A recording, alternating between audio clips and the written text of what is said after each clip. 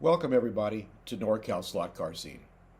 This past weekend, we held our last race of 2021 at Nate Katz's Redhill Raceway in Santa Rosa, California.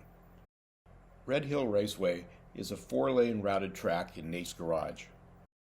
There's quite a bit of detail around the track, including a bridge for spectators, a grandstand, and a timing stand for the officials with quite a bit of detail.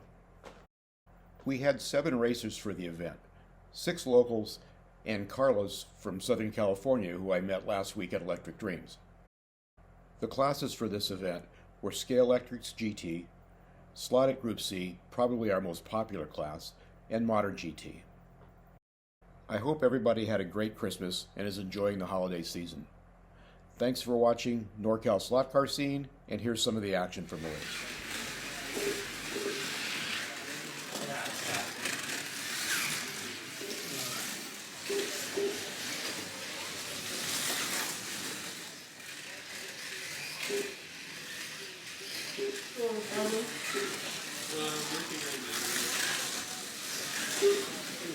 Hey, man.